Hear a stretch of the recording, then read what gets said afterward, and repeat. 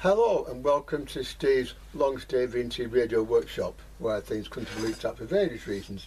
We'll take a break from that here because any workshop of this kind must have in it test equipment of various kinds, and I've got some test equipment here which I've obtained. But what can you say? Any of it's in, but we're testing, find out, and try and get it working because, well, why not? So that's where we're going to start. First of all, this is a digital voltmeter, a Solartron, and as you can see, it's rather dead. Now, when something like this is dead, then obviously there's a problem. So we'll look at this one first and find out what's going on, shall we?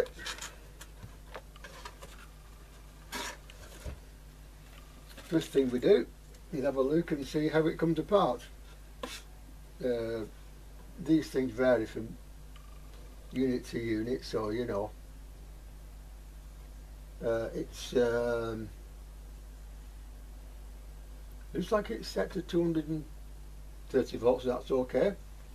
And there's a fuse on the back here. So first thing we'll do is make sure that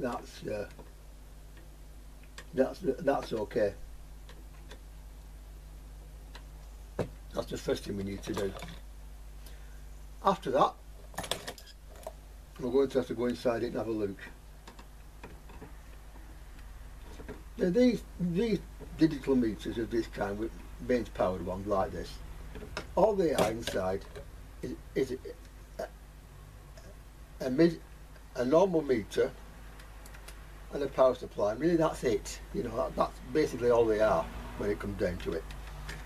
And when we're looking for faults on things like this, always look first at what gets the most use, and make sure that is okay first. Now, first of all, the fuse is out, so I'll quickly test the fuse.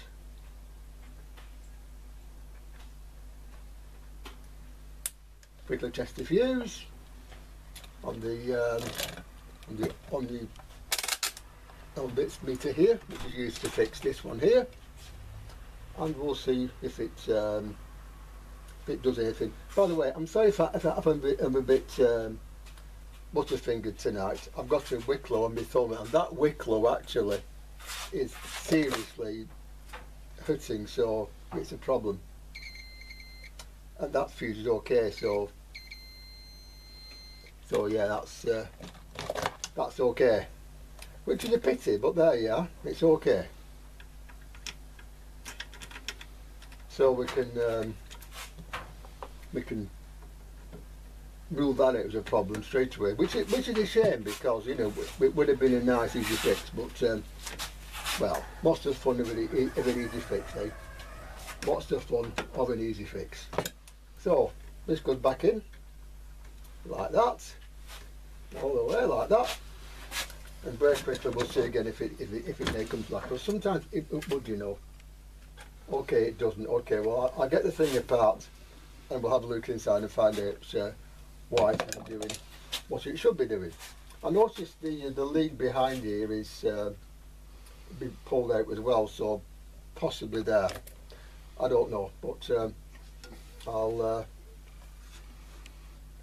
look at how to get this thing apart and take it from there. In the back, I found a wire off on the main side. That's all it was. As you can see now, it's come to life. Now, I've only got one meter to work on this at the moment. If I short that, it's stable. Same there, okay? Now here it should be 0 or 1.2. That's the resistance of the lead. That's about right. That's okay, and that's okay. So this one looks like it might be a goer at some point. in the not too distant future. But what I'm going to do first of all with this is basically get hold of some leads that will work with it, because that one's for me, up to another metre there, and put them on the front here and start measuring things and see if measures them okay, because that really is the important thing. Does it or does it not? So if I was, for example, to put that into there like that, put that onto there like that, and see if make that go into there like that. Let's see what it's. This is about 15k. This one. So if we go to there like that and see what it says. So it's about a bit, but basically it's there. So really, I don't know why it's doing that. It might be because of the connections on the front not being quite right, because I've only got one lead. But given another lead, this might well be fine. So I'll get some leads for it and I'll come back. I'm sure I've got some somewhere. If not, well, things can be made, can't they? Right, well, let's have a thing here. First of all, 10 volts reading, 10 volts on the power supply, and that goes up to 15 volts or thereabouts, and it's 15 volts there, and this one goes up to 30, so there you go. And that's also down to 3.4. So that side of it looks okay. Now, as far as resistance measurements are concerned, that comes off there. Chinese leads, I don't know. This is a 15k resistor here, okay, and so again, what we do, go to ohms, of course, like that, and as you can tell, I've probably got the wrong lead here. No, that's that there. Okay, fine. Okay, right, okay. So now that should read the resistance of the leads themselves there, that's all. So I can just play a pot for that somewhere. But the other half like that, 14.9, 15k, so that's right as well. So I think this meter is fit to go.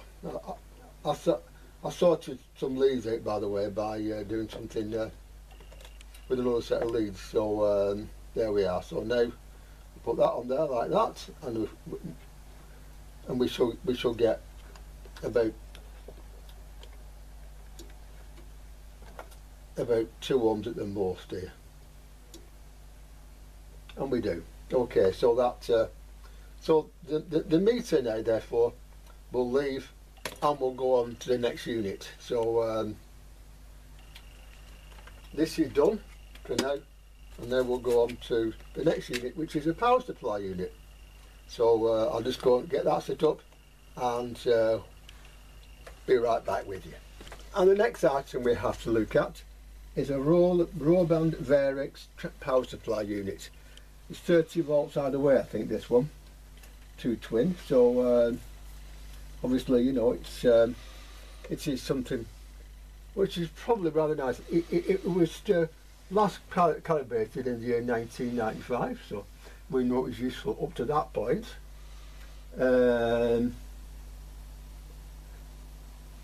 We can adjust voltage and current with this thing as well. It's here. The knobs don't seem to be frozen, which is good again. You know, so that's okay, that's okay.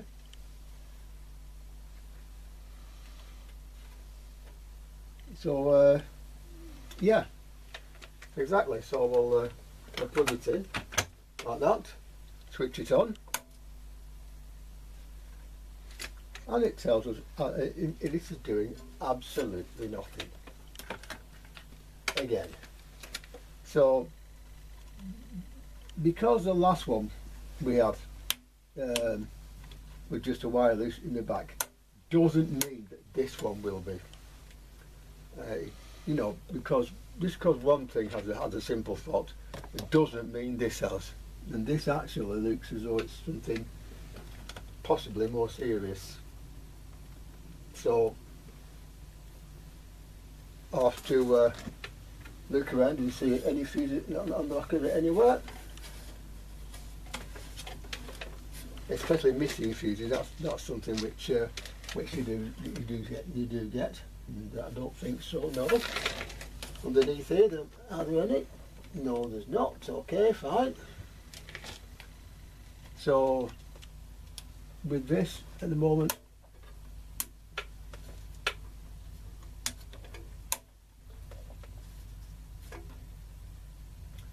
I have absolutely no idea. It is dead as a dodo. Dead as a baby in a plastic bag. Here it is, switched on. Now that should suggest, by the way, that there should be voltage on each of these pins here. About 16 volts or so on each side. Okay, no problem there. Okay, well in that case, the meters say there, but in actual fact, according to the meter that counts, which is this one here, there's note. Can I check that? Okay, there's note. On the other side, again, there's note. There's note. There's note. There's note. And there's note. And there's note. And there's note. And there's note. And guess what? There's note. So this power supply, although it thinks it's supplying power, it isn't. Now, when these things happen, power supplies having the big power transistors which do fail, also capacitors which I can check, but this one is going to have to come apart, and we're going to have a quick look inside and see if anything simple wrong with it, which I don't think there is, to be honest with you, but we can always try and find out. It's a Roban Varex 32 twin, so I can type that into a computer and maybe get a circuit for it. But as it stands, it is not a power supply. It has ceased to be. Right. Well, as I've said, the metering is okay, but there's nothing correct at the front here as well. There's still a double checked. First of all, these capacitors, 50 volts. That's okay. And 50 volts. This is okay as well, I hope. Maybe I should do this with the power off, but this is me we're talking about. And 50 volts there. There it is. Okay, fine. So they're okay, and therefore from that I would assume that the bridge rectifiers are okay as well. Now these power supplies have large transistors in the back here, which do tend to fail. So that will be the first place I will be inclined to go. But before I do that, I'm going to look online for a circuit for this, because I think with something like this, it is worth having, very much worth having. This is something which has obviously got a problem, one kind or another, probably another, but really we need to know that everything is okay. And by the way, these fuses first of all here as well, it's let me just quickly check those.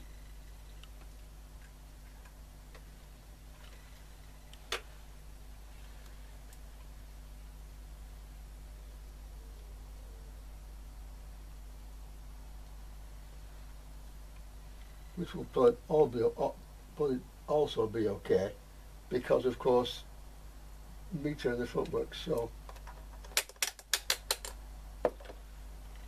with that off like that, That works okay, that works okay. This one here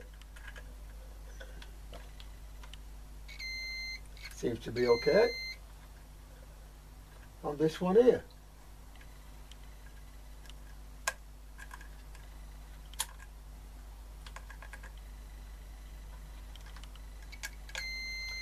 Seems to be okay. So nothing much to worry about there. But I think at this point it is worth getting a manual and having a look at the circuit, because what these things do, the meters and stuff, is all set at low levels, and it applies different voltages to these transistors which go to the front here. And I bet these transistors here are faulty. But yeah, any money they are. I shouldn't say that really, but I will. Yeah, those transistors. But I'll get a manual and have a look first of all, because it's the thing to do. Right. Well, before we carry on with this, I'll show you briefly how these power supplies of this kind of work. It's not switch mode. I don't think. I don't think it is anyway. I'm not too sure. It's got a brain. They have a brain which controls metering and current and voltage and that which is there. It takes a voltage from there, and the capacitor and the transistor in these, which together take the voltage and put the voltage you want to the front here. Yeah. So it's in this case it's 50 volts there going into this transistor, and whatever coming out here, and all that is decided by the brain here, which we control on the front. And so the one thing which does tend to go on them, obviously, is this transistor here. It's not dissimilar to the Hawthorne 3500 chassis in TVs, if anybody here ever worked on those. The capacitor, the transistor that used to fail on those, you know, that was one way to get it out, another one. Same thing.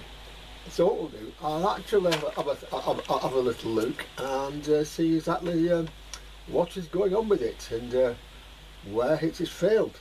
Well, now we're getting somewhere. First of all, I know the fuse missing, I know there's this, but that was me probing down there and touching something, so I know why that's failed, so I'll put that on in the meantime, just to but now you see the problem actually was these resistors on the down here. Both of them had filled, and they filled because somebody obviously fed this a short circuit sometime, and they went. So put them back, and now you see I've got 28.8 volts there, and I can take that up and down. And you can see there's the meter there and the meter here. Agree? Yeah.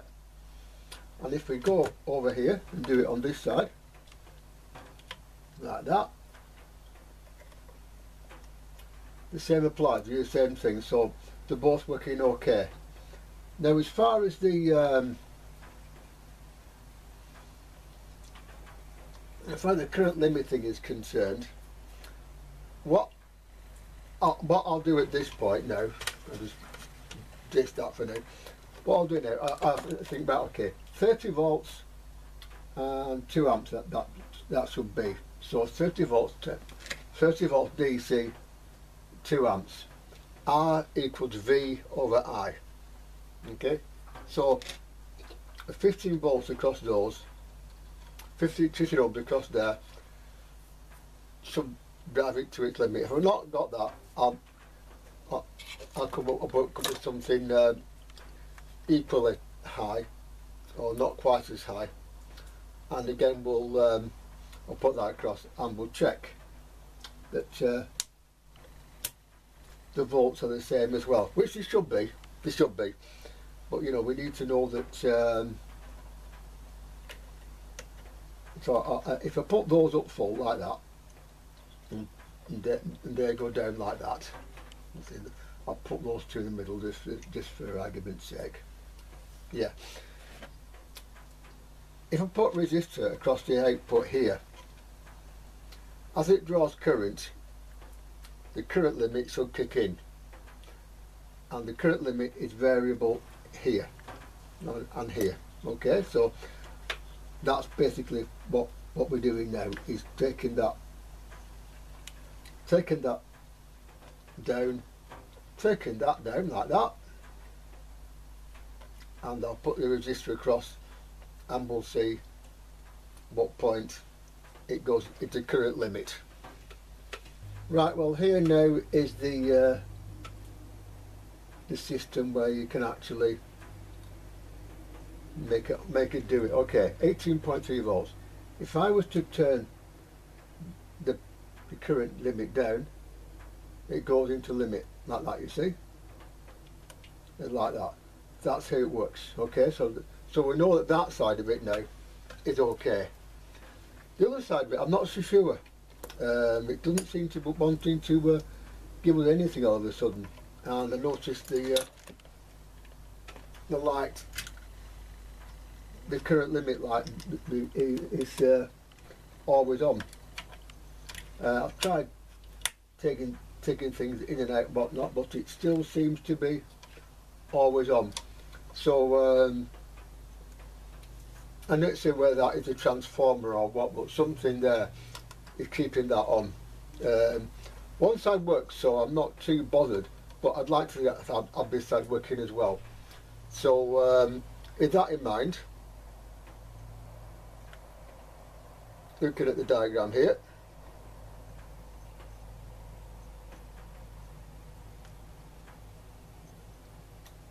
and look at the circuit,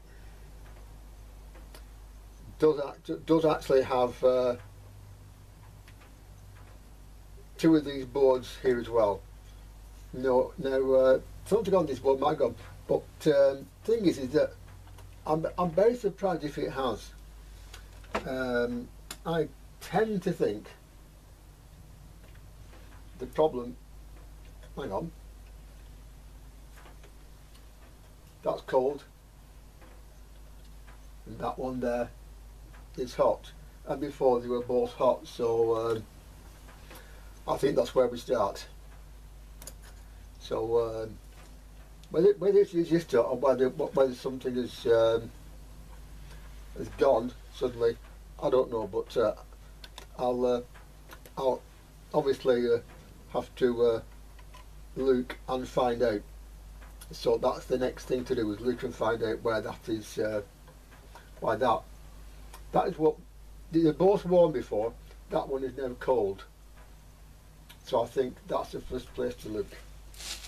It appears to have some sort of time delay on it after something interesting happens on it. So what I've done, put it on now, you see, and again there, 30 volts, and of course there you are. Now if I turn this down here, like that, at some point it drops off, and you see it on both meters there. Okay, so both sides of this are, it seems okay. So this is now, I think, ready to go into use, because apart from the fuse codes which I've got to get. So at that point I'll go and get the other thing, which is a scope, because as you know mine has died. So I'll get a fuse for that, and then I'll bring my scope in and try that as well. So 2 so far, and not bad at all. And here it is back together again. As you can see here, this side is okay. Get back in there, thank you. And it varies pretty well, as you can see there. On the other side too, just the same. Get in.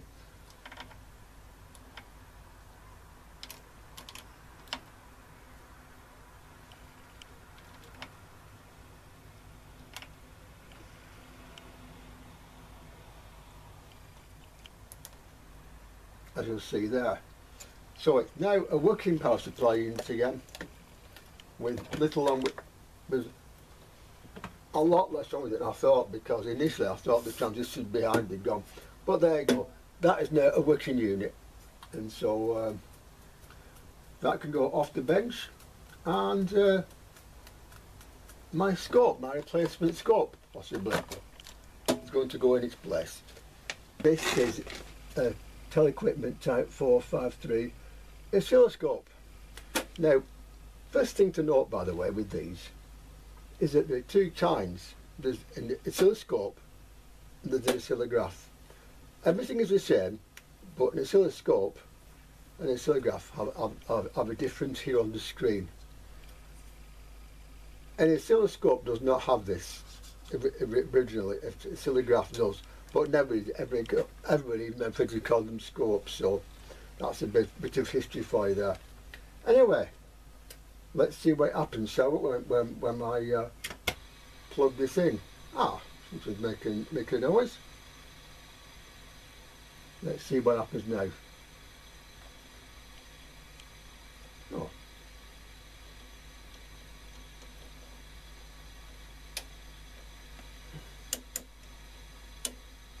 Seems to be okay.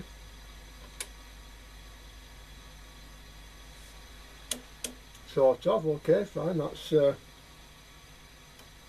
okay. That is obviously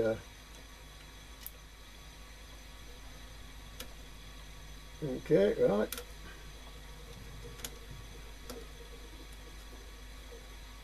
Okay. That one is this one, obviously.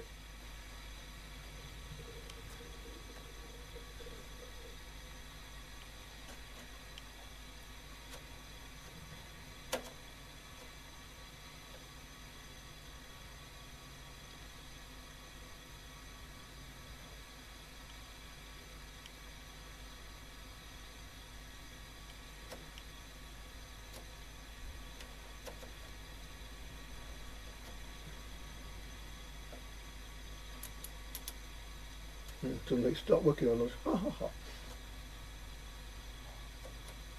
Oh, there we are. Okay.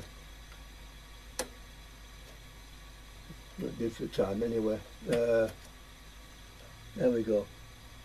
That actually is adding the two together, looking at that down there. So we should be able, don't calibrate it, hang on. There you go, that's calibrated. That's calibrated, so that's okay. And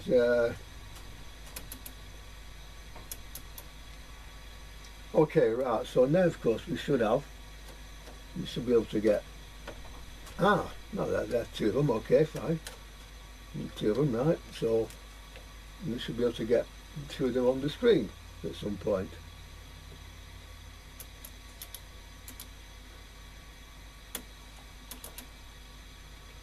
Okay. Okay, well there's two of them there, so that's something.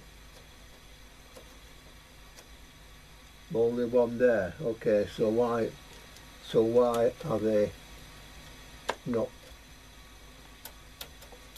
doing each one individually? One asks oneself.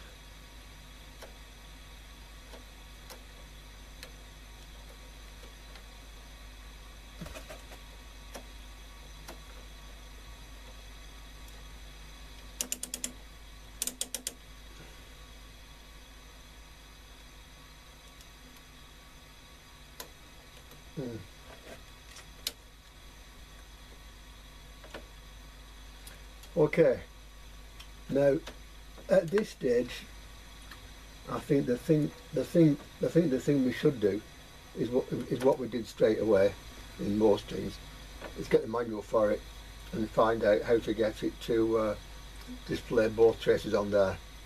That's the first thing. But we know most of it's working okay, including the motor, so we now need to find out why it's not doing everything it should over here, because like I said, that's both of them together, but not much else, as you can see here. Hang on.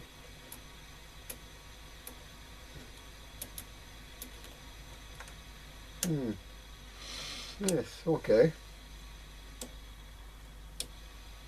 Okay, well in that case, it's a normal scope, by the way, but for some reason it's not doing everything that a normal scope should do. So I've put them up to 50 millivolts. No, we've got down to 0.5. Okay, fine. And it should now. Let's try that very quickly and see what that does.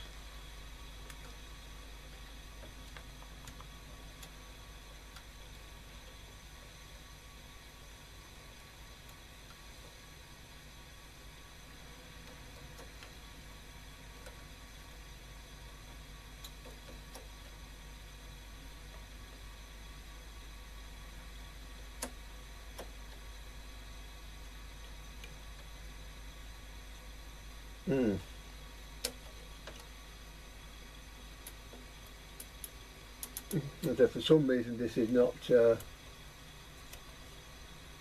doing everything it should as regards sweep length, so I think the first thing to do is leave it like that, and I will now look for a manual for this. Now online, these sort of manuals are very easy to get hold of, so there shouldn't be any problem with that, none at all.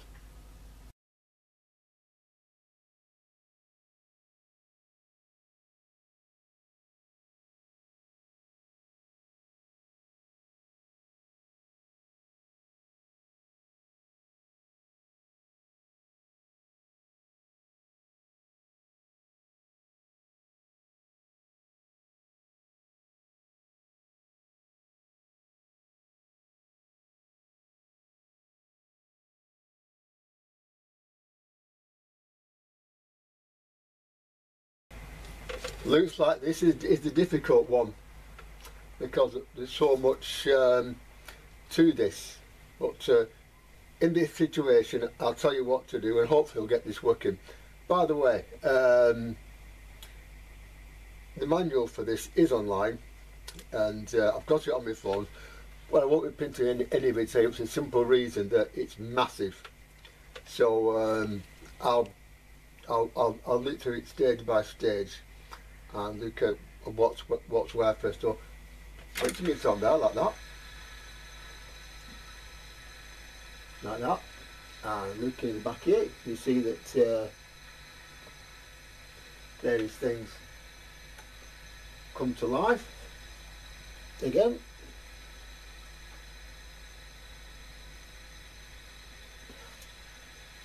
And again here, apart from there, which it doesn't do much apart from that, you know, it doesn't actually do very much. So there you go. That's the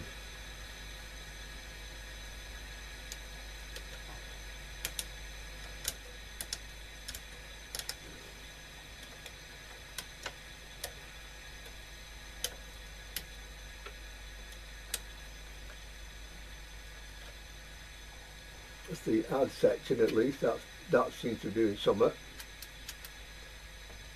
You know, don't know what seems to be doing something, as you can see there. So that's one thing. But the rest of it, it just doesn't try. Press that in, and there, right, it comes to life. But without it, with that out, there's nothing. So yeah, so I'll have a quick look online, and it says that first you do is put that in and see what happens. And as you can see, that happened. So yeah, again then, neither of these work either, so I don't know, quite frankly, on that one. But I wonder if it's not being triggered at all.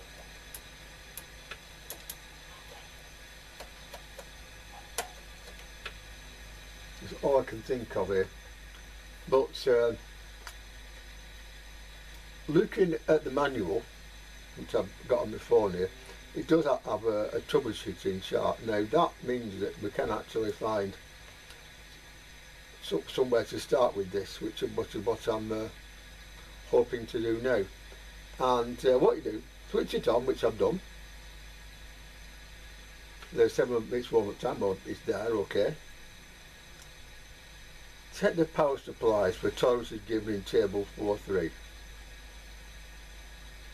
And check that's okay first of all.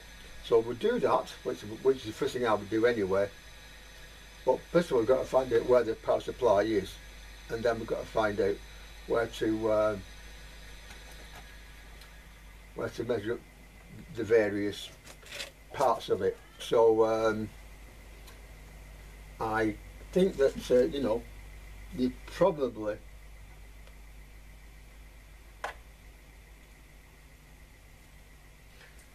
might be here. That transformer looks pretty massive, so it might well be here. And of course, going down here. So I'll have a look on the circuit and find out where the power supply is on this, and then we'll take it from there. This could be quite an interesting repair. It could be quick repair. It could not be. Well, the voltages from the power supply are all okay, and so are the fuses. Switch it to add the two together on the top here, and it comes up. Otherwise, it doesn't. When you put the button down here, the face locate, it comes up, but it doesn't when you release it. So this is obviously not being triggered by something down here. Now it's triggered by the trigger circuit. That's pretty obvious. And so next thing to do is find the trigger pulses, which we should be able to see with something like this, and send them back through the circuit and find out where they're not coming from. We know that the horizontal amplifier works okay. So it's at the vertical side and the triggering that's the problem now.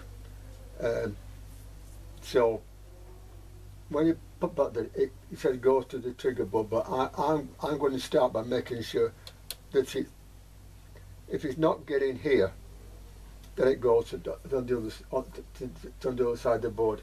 Now I'll turn it around actually. No, if it's not getting here on the other side here, then I'm going down here. I think it is on here because of course the stuff comes down here. This is a difficult one, it really is. Like I said, 2 easy ones and then look what happens. I'll put these on, don't make any difference whatsoever to the circuit. You know, I'll try putting doing the old trick, getting that's not there either, you know. So there's something not right. Let's put it that way. There's something obviously wrong on the trigger circuit here. It's either not reaching up here, or it's not being made in the first place. So I will follow the trigger circuit back down here, and at some point it will not be triggering. And that point is the point where we're going to have to take it a stage further. Right, all the supplies are there okay on this, so that's as far as you can tell they're okay. One of them goes up to triggering switches here, that's there as well, and from there they go I think to the horizontal time-based board, which I'm going to check now, and from there I'll follow the triggering through and the horizontal output and see where we're losing it, because it's doing the same on everything, and horizontal time base and the power supply, all that is common. So we'll look there first. The two different areas here, they're actually both doing exactly the same thing, or not doing exactly the same thing. So I'm going to concentrate now on the triggering circuit and the output on the time-based circuit as well. That is the next place to be. So I'll find it and I'll follow it through as best I can.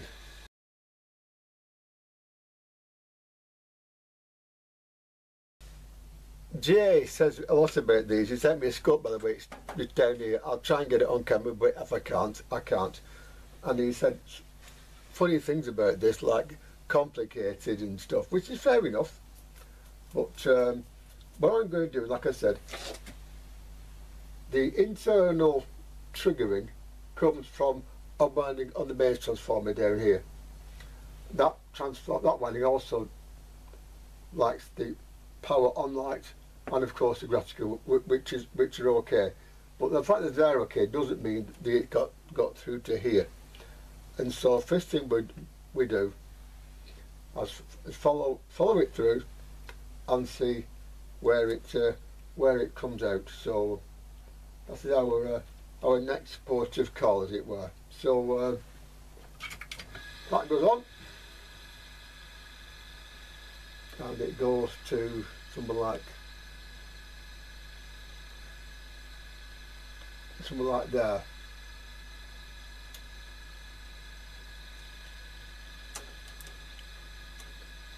And there's no AC there at all, none. Why that is, I don't know, but there's nothing at all there. So I'll go on to the that there, still nothing. So is a problem this switching arrangement here, because there doesn't seem to be anything at all around here. Absolutely not. So obviously it needs to be looped up. I'll make sure I've got the settings right up top here.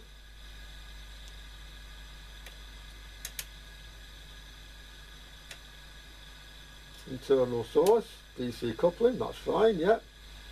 So it should go to this board here from there. So that's where we're going to try first. So yes, so if I put that somewhere where it'll stay, I'll just check and make sure that there's somewhere where it will. If there is, then that's what we'll use.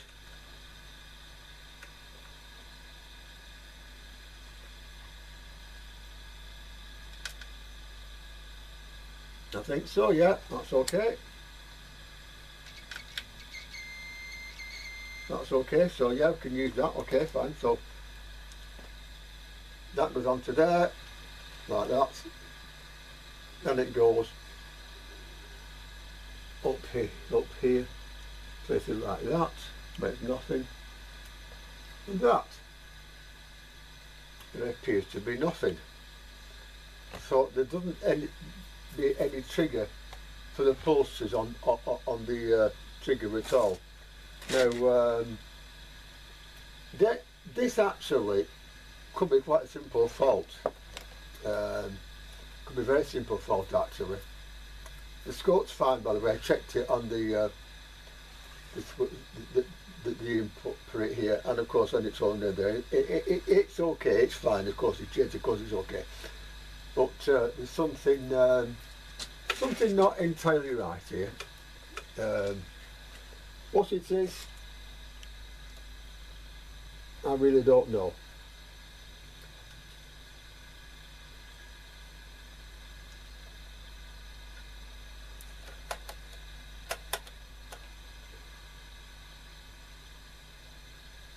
Okay, try that again just to be sure. I like taking things, checking them again, because it's amazing sometimes what you'll miss. So it's always a good idea. So that goes onto there. This goes onto here. Then again, there's still Biggleswade. Okay, fine. So we'll chase that back, and we should see some AC on there. We should see some AC on there, and we don't. So I think there's obviously something not quite right here. So again, nothing at all, no AC at all. I've got the thing switched to AC, so it, you know, it will be AC only that shows on there. The DC is there, but the AC isn't. So why and where is it being rectified? Because it shouldn't be, I don't think. I got the manual in check, but as far as I'm concerned, it should be AC on there. But well, I can be wrong, like everybody else can.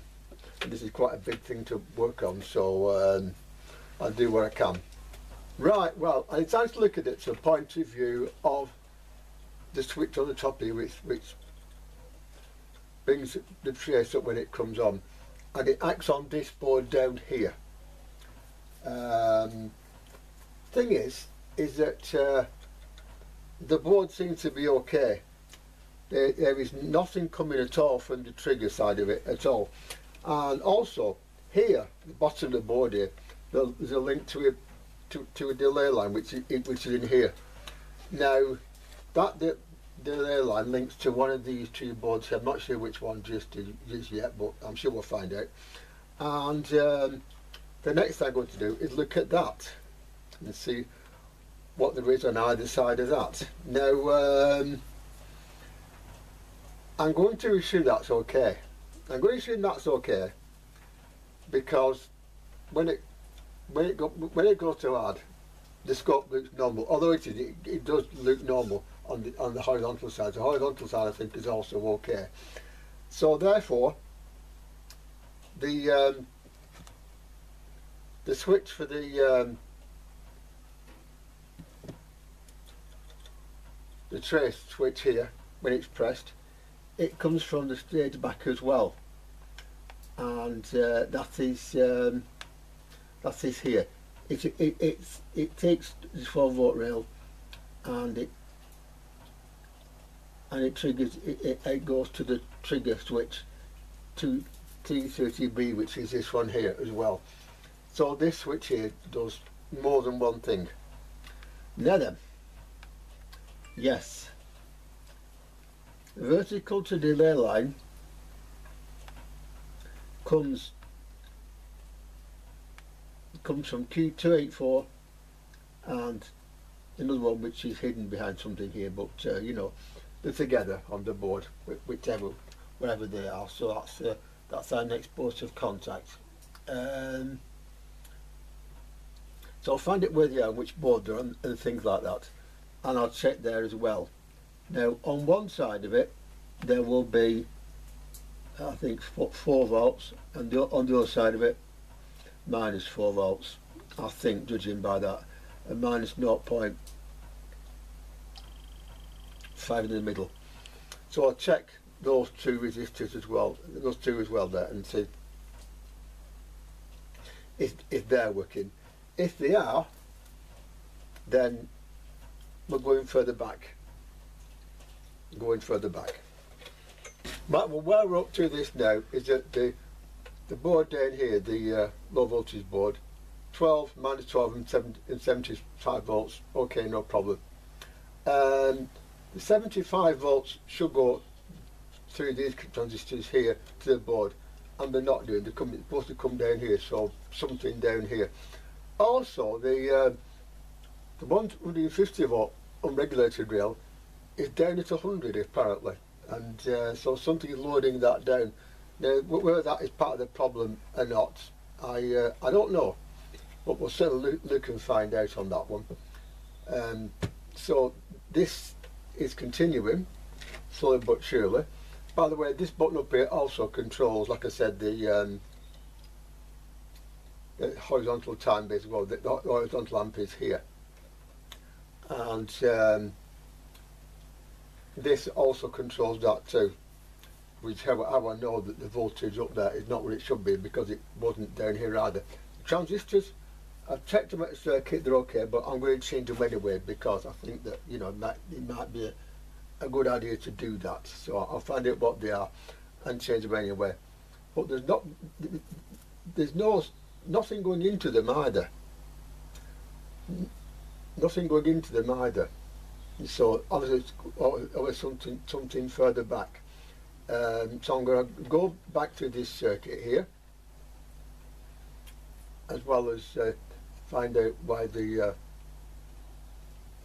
150 is down at 100, then a bit lower down as well, and I'll always take it from there. The 150 on this actually,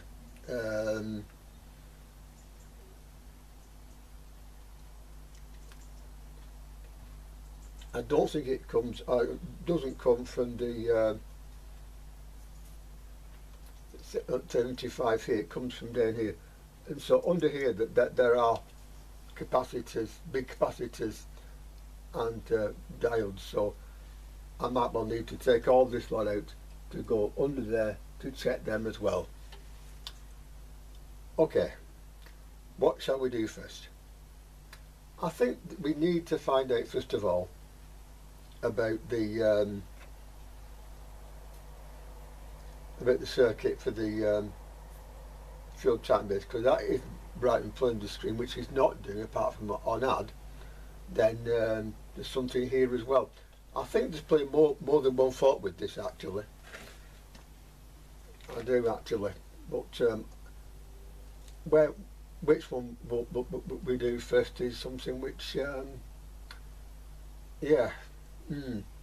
I think the first thing we do is take this fuse out for the 150 volts and see if it comes up. If it does, then it's been loaded down, which is another interesting thing I have to deal with.